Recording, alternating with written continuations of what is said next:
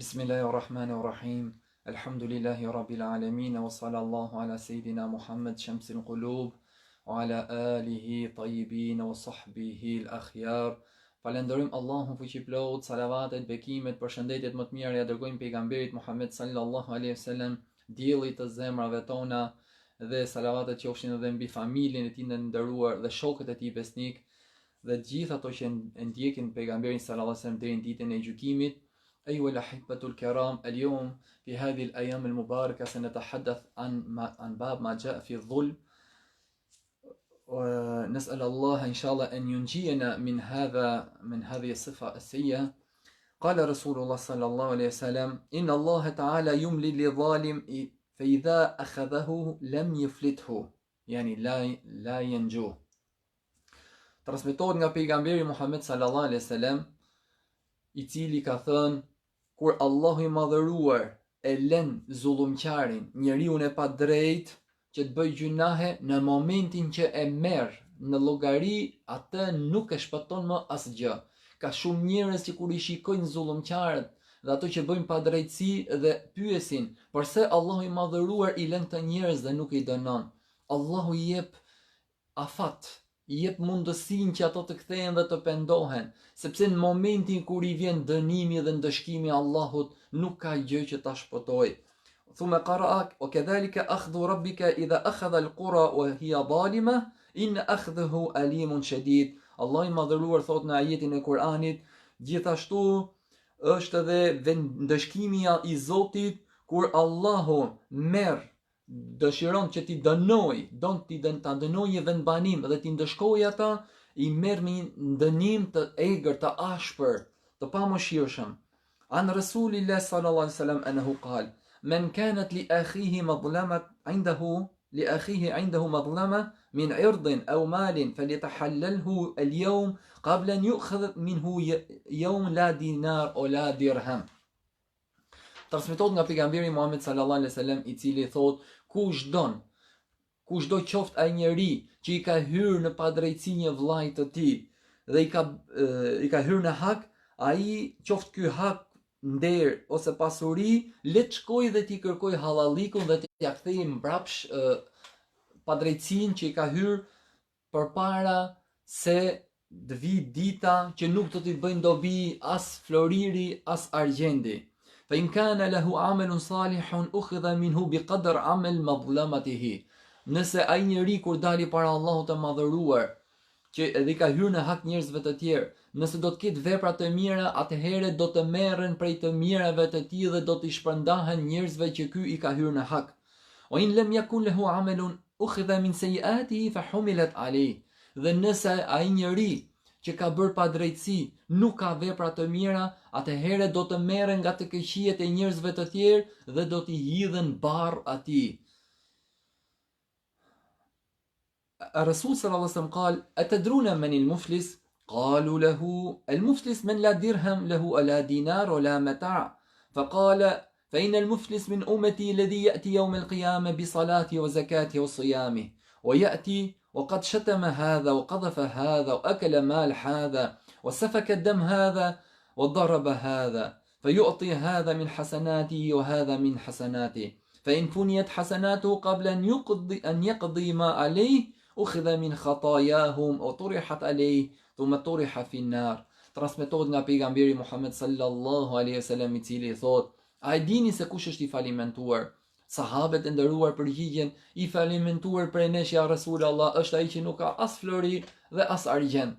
Përkundrazi, thot pejgamberi sallallahu alaihi wasallam, i falimentuar prej ummetit tim është ai që do të vijë ditën e gjykimit me namaz, me zekat, me agjërim, dhe ndërkohë ai ka sharë, ka shpifur, ka ngrënë pasurinë e tjetrit pa drejt, ka goditur dhe dikë pa të drejt, merren prej të mirëve që ai ka mbledhur prej adhurimeve dhe punëve të mira dhe i shpërndan të gjithë personave të cilëve ky ka hyrë në hak.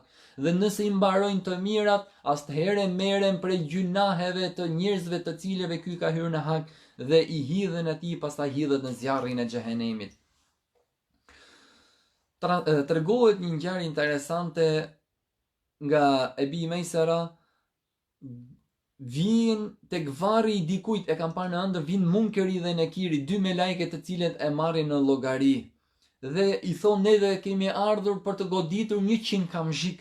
Dhe ky fillon të ndërmjetësoj me punët e mira që kishte bërë në këtë dynja. Un kam qenë thot besimtar, kam falur dhe jam lutur Allahut. Dhe ndërmjetëson me punët e mira dhe thon ne do të godasim 10 kamzhik. Fillon të ndërmjetësoj me punët e mira që kishte bërë në dynja dhe atëherë dy meleket Munkeri dhe Nekiri i thon ne do të këndasim 1 kamzhik. Dhe kjo për shkak thot sepse ti ke kaluar pranë një njeriu të cilit i është bërë pa drejtësi, ai të ka kërkuar ndihmë dhe ti nuk e ke ndihmuar. Të nderuar besimtar, kur një njeri i cili ka pasur mundësi të ndihmojë dikë që është bërë pa drejtësia dhe nuk e ka ndihmuar, do të goditet me kamzhik në varr saqë varri do t'i ndizet flak. Vallë, si do të jetë dënimi i atyre personave që i hynë në hak njerëzve të tjerë pa të drejtë. Tregohet nga Ibn Mehrani, inna rajul yaqra al-Qur'an huwa yal'an nafsuhu qila lahu wa kayfa yal'an nafsuhu Allahu ta'ala ala la'natu Allahi ala adh-dhalimin wa huwa adh-dhalim. Thot një prej dietarëve, ka njerëz të cilët kur e lexojnë Kur'anin, Kur'ani ato njerëz i mallkon. Edhe e pyetën si mundet kur një njeri lexon Kur'an dhe ligjet, Allahu i madhëruar thot në Kur'anin e shenjtë, mallkimi i Allahut qoftë mbi zullumqtarët, mbi njerëzit e padrejtë, ndërkohë që ai është i padrejtë. Një njeri që lexon Kur'anin duhet largohet nga padrejtësitë që i bën të tjerëve. O lejse shejun min dhunubi a'dham min adh-dhulm. Nuk ka gjuna më të madh tek Allahu i madhëruar se sa padrejtësia. Sepse kur ti i ke hyrë në hak Allahut, Allahu i madhëruar është falës dhe tolerues. Ama nëse i ke hyrë në hak krijesave të Allahut, nuk ka shpëtim përveç se ti të shkosh dhe ti kërkosh hallallikun dhe ti kënaqesh ato njerëz të cilëve ti ke hyrë në hak. Nëse dikush i ka hyrë në hak dikujt dhe nuk ka mundësi që ti kërkoj falje, ndoshta ai mund të ketë kaluar prej kësaj dynjaje, atëherë dietarët kanë thënë që pas çdo namazi, pas faljes të 5 vakteve, në fund të çdo namazi të kërkosh falje për atë person që ti ke hyrë në hak. O Allah, fale filanin sepse unë pa drejtësisht i kam hyrë në hak atij. Inshallah Allahu ka për ta shpëtuar dhe në ditën e gjykimit ky person ka për t'ia bërë hallallik për shkak të lutjeve të shumta që ka dërguar në adresë të tij. An Ibn Mas'ud radiallahu anhu قال من أعان ظالما على ظلمه أو لقنه حجة يدحض بها حق امرئ مسلم فقد جاء بغضب من الله وعليه وزرها. Ibn Mas'ud radiallahu anhu thot, ai njeri që ndihmon një zullumqtar, nuk është zullumqtar i vet, po e ndihmon dhe i jep edhe argument që të mbrohet zullumqtari, do të vi ditën e gjykimit, ndërkohë që Allah i madhëruar është i zemëruar dhe ai do të ketë gjunahet sikur zullumqtari që ka hyrë në hak atij. Allahu inshallah na ruajt neve për shkak të padrejtësive, qoftë nga me qëllim, qoftë pa qëllim, të mos i hymë në hak askujt, se nuk ka gjunah më të madh se sa zullumi, se sa padrejtësia që i hyn të tjerëve. An Umar radhiyallahu anhu qal lil Ahnaf ibn Qais man ajhal nas فقال أحنف من باء آخرته بدنياه فقال عمر رضي الله عنه ألا أنبئك بأجهل من هذا قال بلى يا أمير المؤمنين من باء آخرته بدنيا غيره. Tregohet një bashkëbisedim i prisit të besimtarëve Omer ibn al-Khattabit radhiyallahu anhu me Ahnaf ibn Qais, një prej sahabeve. O Ahnaf i thot, a din se kush është njeriu më i paditur, më xahil? Thot, ai njeri thot që shet thot ahiretin për këtë dynja, shet jetën e përjetësisë për këtë jetë të përkohshme. Ai njeri është i paditur, ai njeri është me të vërtet xahil, i themi neve, ignorant.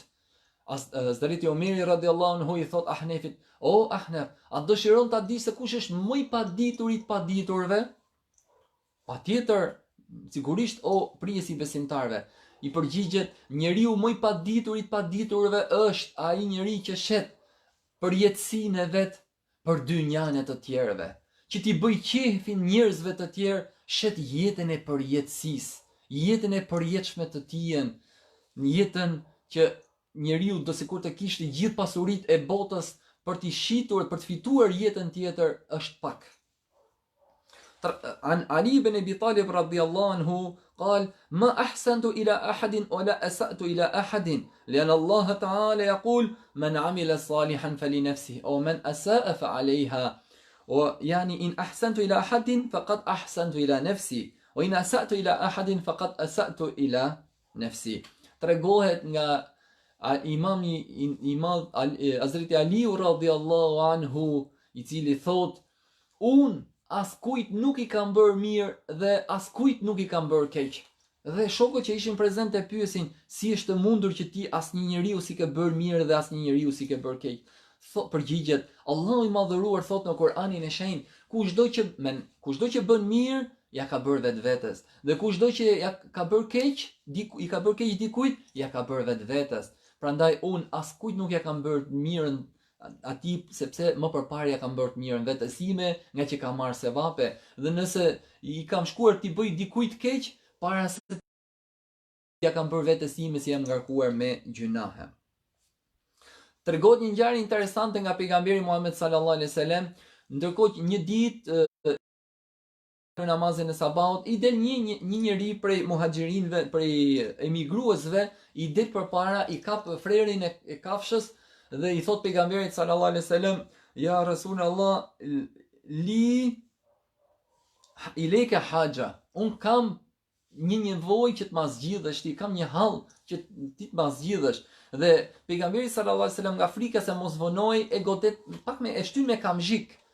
Dhe shkon, kryen namazin dhe kur kthehet vërtet tek sahabët dhe kthejnë të gjithë kokën dhe thot, kush është ai person i cili më preu rrugën kur po ikja për të falur namazin? Dhe i përgjigjet del ai person dhe thot, afro tek unë, i thot pejgamberi sallallahu alaihi wasallam. Pejgamberi ulet para tij, i jep kamzhikun dhe i thot, urdhëro, thot, merre, thot, të drejtën tënde, sepse unë ty të godita kur të shtyra. Thot, përgjigjet, larg qof, thot, unë, thot, godas të dërguarin Allahut. Urdhëro, thot, merr hakun tënd, sepse unë pa dashje të dëmtova, të lëndova. Përgjigjet ky sahabi nderuar, larg qof, thot, unë të godas pejgamberin Muhammed sallallahu alaihi wasallam. Atëherë pejgamberi Muhammed sallallahu alaihi wasallam thot, ose mund të më falësh. Dhe ai e hodhi shkopin dhe kamzhikun dhe thot, të kam falur ja Rasulullah. Në këtë moment ndërhyn pejgamberi Muhammed sallallahu alaihi wasallam dhe thot, ja ayuhan nas, ittaqu rabbakum la yadhlim ahadun minkum mu'minan illa intaqama Allahu minhu yawm al-qiyamah. O ju njerëz, keni frikë Zotin tuaj dhe mos i bëni askujt pa drejtësi, sepse i besimtarve, sepse Allahu i madhëruar do të hakmerret për jush ditën e gjykimit. Innal madhlumina humul muflihuna yawm al-qiyamah. Me të vërtetë njerëzve të cilët i është bërë pa drejtësi, ata janë njerëzit më të shpëtuar, ditën e gjykimit, kur dalin para Allahut.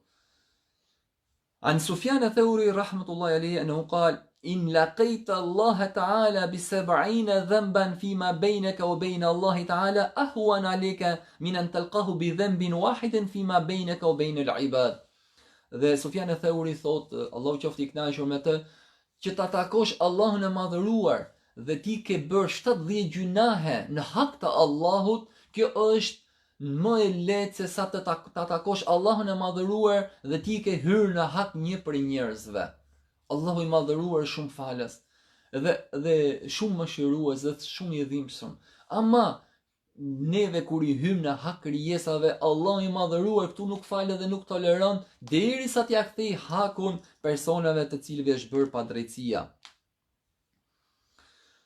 Ibrahim ibn Edhemi thot, nuk duhet që një njeri i cili ka marrë borxh ta abuzoj në ushqimet e tij derisa t'ia laj borxhin personave. Nuk ka gjë më të rëndë se sa borxhi. Kur ne I hym në hak dikujt tjetër, duhet t'ia kthejmë sa më shpejt që t'jetë e mundur.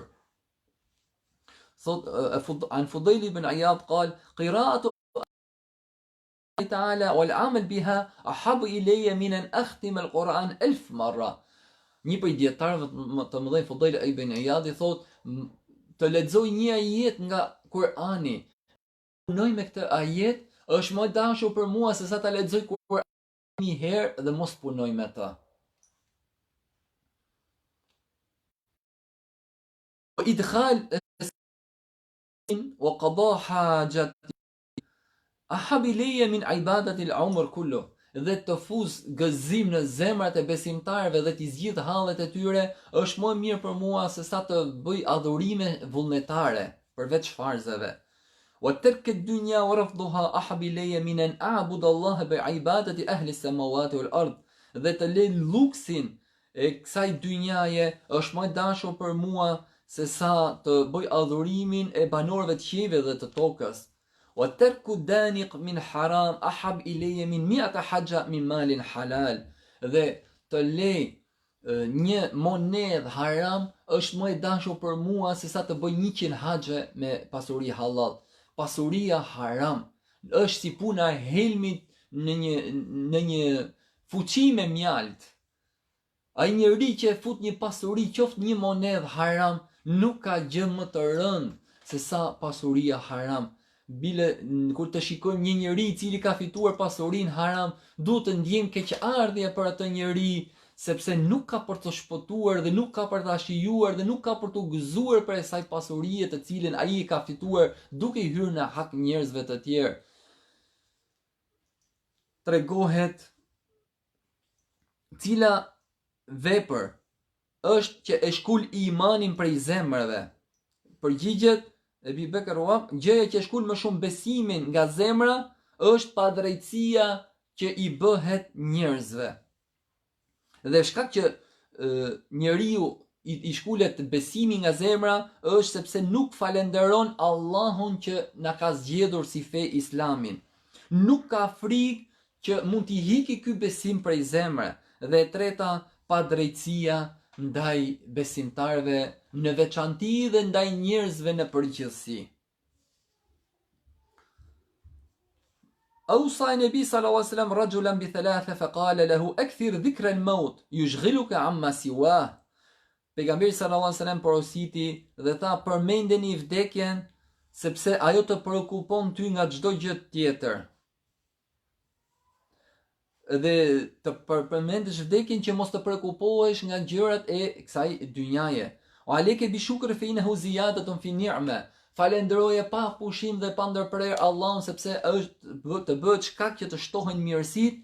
O aleke bi dua fe innahu la tadri mata yastajibu Allahu lak. Dhe bëj dua pa ndërprer se ti nuk e din momentin kur Allahu I madhëruar ta pranon lutjen tënde. Kur mos e prish dhe mos e thyej besën e dhënë. Ki kujdes, mos I hy në hak të tjerëve se Allahu herët apo vonë do t'i ndihmoj ato njerëz të cilëve ti ke hyrë në hak. Dhe ki kujdes pabetësin, sepse ajo pabetësi do të kthehet ty dhe familjes tënde.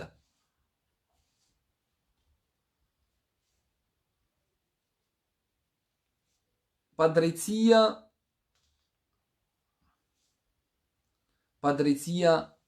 është errësirë ditën e gjykimit, transmetohet nga pejgamberi Muhammed sallallahu alaihi wasallam.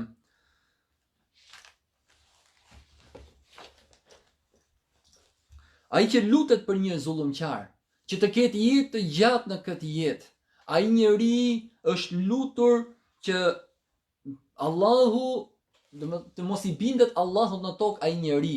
Neve kur shikojmë zullumqar fatkeqësisht nga servilizmi ose nga intereset tona, nuk e shikojmë që ai njeri I hyn në hak njerëzve të tjerë. Dhe ti pa e kuptuar mbëhesh ndihmës I një zullumqari dhe e ke dënimin një lloj si ai. Ai njeri që ecën me një njeri që është bërë pa drejtësi për ta ndihmuar, Allahu do ja forcoj këmbët në urën e siratit në ditën në të cilët këmbët do të rrëshqasin, do të rrëzohen dhe do të thyen. përpiqu të qëndrosh pranë njerëzve të cilëve ju është bërë padrejtësi. Allahu i madhëruar kush e ndihmon një njeri që është bërë padrejtësi do t'i dhuroj 73 falje, 73 mirësi. Një prej këtyre do t'ja japi në këtë dynja, një falje, 72 të tjera ja ka rezervuar në ditën e gjykimit. Allahu i madhëruar thot një hadith kutsi, pasha madhështinë time, unë do të hakmerrem ndaj zullumqarit shpejt ose vonë, edhe ndaj atij që shikon padrejtësinë dhe ka mundësi që ta ndihmoj atë që po i bëhet padrejtësi. Transmetohet nga pejgamberi sallallahu alaihi wasallam i cili thot: "Unsur akhake zaliman aw mazluma", ndihmoje vllajën tënd të padrejt dhe atij që i bëhet padrejtësi. Than ja Rasulullah, atij që i bëhet padrejtësi e kuptojmë si duhet ta ndihmojmë. Po të padrejtin si duhet ta ndihmojmë? Përgjigjet pejgamberi Muhammed sallallahu alaihi wasallam, ta pengosh nga vepra e keqe në cilën ai është zhytur, ta pengosh nga padrejtësia të cilën ai po e vepron duke hyrë në hak njerëzve të tjerë. Tregohet në kohën e pejgamberit Muhammed sallallahu alaihi wasallam, një prej personave shkon dhe troket tek shtëpia e Resulullah sallallahu alaihi wasallam dhe i thotë: "Ja Resulullah, ti pretendon se je dërguari i Allahut dhe mua Abu Xehli më ka marr pasuri, borxh dhe nuk ma kthem borxhin. Të lutem, shkojmë bashkë dhe ti marrim borxhin mbrapsht." Pejgamberi Muhammed sallallahu alaihi wasallam në mes të drekës shkon dhe troket ku askush nuk guxonte të shkonte tek Abu Xheli në këtë orë sepse ishte ora e pushimit, troket tek dera dhe Abu Xheli çohet i zemëruar dhe i thot urdhëroni thot pejgamberi sallallahu alaihi wasallam e pyet i ke marr borxh këtij njeriu? Po thot i ka marr. Ktheja borxhin menjëherë. Abu Xheli thot, po pse erdhe o biri vllajt tim thot. Ky kishte ardhur me në një tjetër thot, pse u mundove vet. Ktheja menjëherë borxhin. Dhe Abu Xehli shkon dhe e merr borxhin dhe ja kthen. Gruaja e Abu Xehlit shtanget. Se Abu Xehli e nëpër këmbë dhe e silli me mospërfillje ndaj pejgamberit Muhammed sallallahu alaihi wasallam dhe i thot: "O Abu Xehel thot, a jetimi e Abu Talibit thot, si u solle me kaq butësi thot dhe me kaq respekt?" I thot gruas: "O i grua thot, nëse ti do të shikoj atë që un kam parë thot, nuk do të flisje kështu." Pse thot, çfarë ke parë? Unë do ta tregoj, po mos ja tregoj Parisë Kureshve se do tallen me mua thot. Çfarë thot ke parë? Pash thot që sa herë tentoja ta mohoja borxhin dhe mos t'ia ktheja borxhin, 2 luan në krahët e pejgamberit Muhammed sallallahu alaihi wasallam i hapnin gojën dhe ishin gati të më shqyenin thot. Dhe prandaj u detyrova thot që t'ia kthej borxhin menjëherë. Por ky person i cili shkoi me pejgamberin Muhammed sallallahu alaihi wasallam për të marrë drejtën e vet dhe borxhin mbrapsht, kur e pa se si u solli Abu Xehli, që Abu Xehli ishte arrogant dhe nuk përfillte ndokën, sidomos ishte armik i betuar i pejgamberit Muhammed sallallahu alaihi wasallam, kur e pa se si u soll në këtë mënyrë dhe ktheu borxhin menjëherë, e pranoi Islamin dhe nga bereqetin timës se këtij njeriu e pranoi Islamin. Tregon një ngjarje tepër interesante ku Hasan Basriu takon një princ i cili po ecte me eskortën e tij. Dhe i drejtohet princit dhe i thot: "O princ, a dëshiron thot që të shes thot një fjalë me 1 dirhem, 2 fjalë me 2 dirhem, një fjalë tjetër me 2, një me 3?" I thot princi: "Urdhëro thot, mund të më thuash." I thot Hasan Basriu: "A keni shtëpi o princ?" Po i thot. "A keni ndërtuar vet?" Po. "Për sa kohë keni ndërtuar?" "Për kaq vite." "Po pse nuk e ndërtuat për disa ditë?" Po thot përgjigjet: "Më erdhi keq për gomerët që mbartnin gurët, prandaj nuk e ndërtova për disa ditë." Tha: "O princ, më shironi gomerët e të tjerëve dhe nuk më shironi veten tuaj duke mbartur gjunahet por si mali, por si qielli dhe por si toka." Këto fjalë ndikuan tek princi i cili zbriti dhe i puthi dorën Hasan Basriut dhe i thot: "Më shit fjalën që është 2 dirhem." I thot: "Keni veshur rrobe të shtrenjta dhe luksoze, jeni parfumosur me parfume nga më të ndryshmet që mos të ndihesh keq para njerëzve ndërkohë ato janë një lloj si ty. Si do të dalësh ti ditën e gjykimit para Allahut të madhëruar, ndërkohë që ti je ngarkuar me malet por si gjunahe? A nuk do të vi turp para pejgamberëve, para dëshmorëve, para njerëzve të mirë dhe të sinqertave që ti ke dalë me këto gjunahe?" Dhe këto fjalë ndikuan shumë te ky princ dhe i dha besën këtij dejetari, që nuk do të hynte as kujt më në hak dhe nuk do të bënte më gjunahe, dhe ky dhe bëri vetëm punë të hajrit derisa vdiqë do nda prej kësaj dynjaje. Një ngjarje interesante, një njeri zullumqar, një pasanik që i kishte fituar pasurinë me pa të drejtë duke hyrë në hak njerëzve, kur shkon për të vizituar një dietar, ky dietar vendos dorën para fytyrës që mos ta shikonte. Djali i këtij dietarit i kërkon ndjes dhe i thon, "Na fal thot se baba ime është i smur." "Jo," i thot dietari, "unë nuk jam i smur, por nuk dua të shikoj fytyrën tënde të errët prej gjunaheve dhe padrejtësive që ke bërë." Këto fjalë ran tek zemra e këtij zullumqarit dhe u bën shkak që të pendohej dhe të kthehej në rrugën e drejtë dhe t'i kthente hakun njerëzve që kishte hyrë në hak. Tregohet Ebu Hanifja radhiyallahu anhu një ditë po ecte dhe pa dashi goditi këmbën e një djali të vogël. Dhe ky djalosh i thot: "O Ebu Hanife, a nuk e frik ditën kur dalesh para Allahut dhe unë do të marr hakun tim prej teje?" Ebu Hanifes i bën të fikët për shkak të kësaj fjale. Vallahi, për çdo gjuna, për çdo padrejtësi, për çdo vepër që ne i kemi lënduar dhe dëmtuar të tjerët, do të japim llogari para Allahut të madhëruar. Padrejtësia të çon drejt një mbyllie të keqe në këtë dynja, duke mos arrit të thuash edhe shahadetin. Ibn Mesudi ka thënë: "Allah është i zemëruar me atë që ndihmon një zullumqar që t'i hyjë në hak të tjerëve. Dhe ai e ka një gjunahun një lloj si zullumqari. Allahu inshallah na largof prej zullumqarëve dhe njerëzve të padrejtë." Thuhet se njerëzve që u është bërë padrejtësi do të jenë më të kënaqur ditën e gjykimit për shkak të sevapeve të mëdha që do të fitojnë. Dhe ai njeri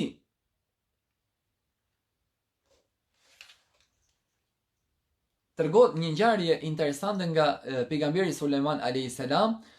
Ishte shtrirë një ditë dhe një milingon po i kalonte në trup. Pejgamberi Sulejman alayhis salam e godet milingonin që e largon prej trupit. Dhe milingona i thot: "O i dërguari i Allahut," thot, "pse sillesh thot në këtë mënyrë thot,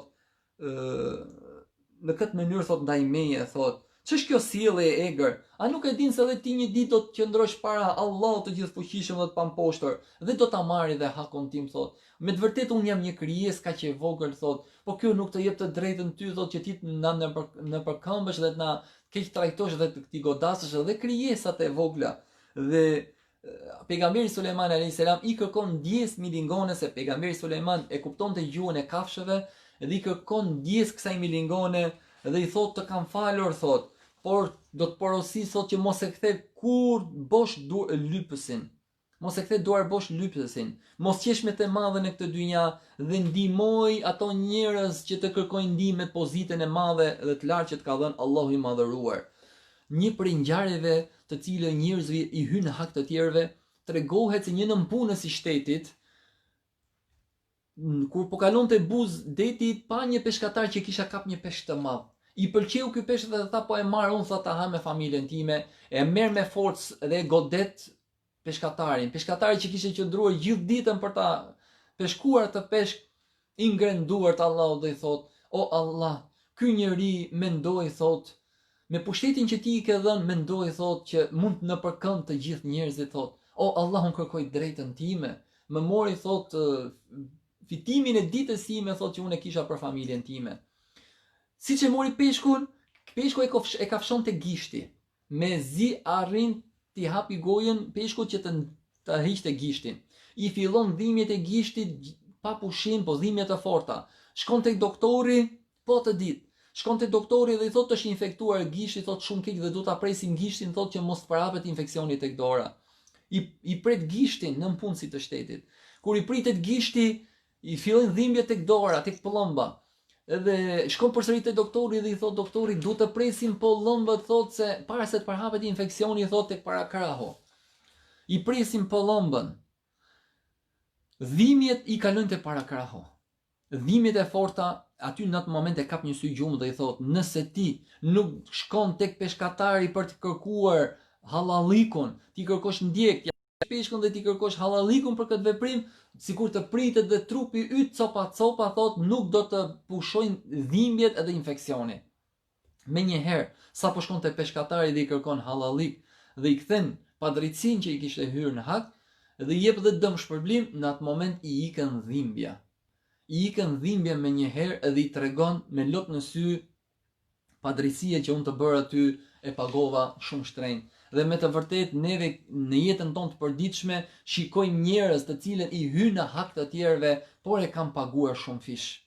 Tek familjet e tyre, tek shëndeti i tyre, tek vetët e tyre. Tregohet një zjarr adhurues i kishte marrë borxh Ebu Hanifes radhiyallahu anhu, kur shkon Ebu Hanife për të kërkuar borxhin, pa dashje me këpucën e tij arrin i bjen në balta tek muri, i bëhet muri pis këtij zjarr adhuruesit. Dhe tha, nëse unë do ta tentoj vet, kam frikë mos e gërdisht ta murin, troket tek dera, dhe i thot zjarr adhuruesi, a mund të ma shtyesh borxhin dhe pak? Po, i thot Ebu Hanifja. I dha afat. Pastaj Ebu Hanife i kërkon ndjes, a mundesh thot të kërkoj hallallik, thot se ta u bëra shkak që të ndotet muri yt. Zjarr adhuruesi për ta provokuar Imam Ebu Hanifën i thot, mirë thot, a dëshiron ta pastrosh ti murin tim që u bëre shkaktar që e bëre pis, që ma dëmtove? Po, i thot Ebu Hanifja, shkon dhe e pastron. Ky veprimi e Ebu Hanifes e bëri që ai person të pranonte Islamin dhe të thonte shahadetin.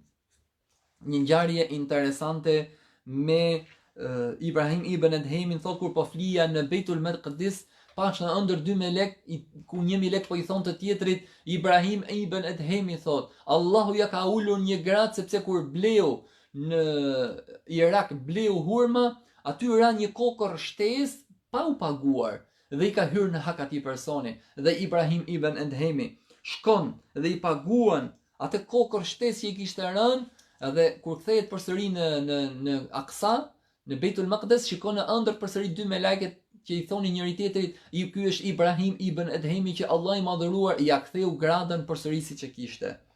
Gjithashtu ngjarje që mos t'i hymë në hak të tjerëve tregohet nga Abdullah ibn Mubarak, ndërsa po falte namazin e drekës, deveja ti hyn në baxhën e dikujt dhe ushqehet me prodhimin e baxhës së dikujt, dhe përgjigjet, unë nuk e marr atë kafsh që është ushqyer me ushqimin e dikujt tjetrit pa të drejtë, dhe e lëshoi atë deve dhe nuk e mori më me vete.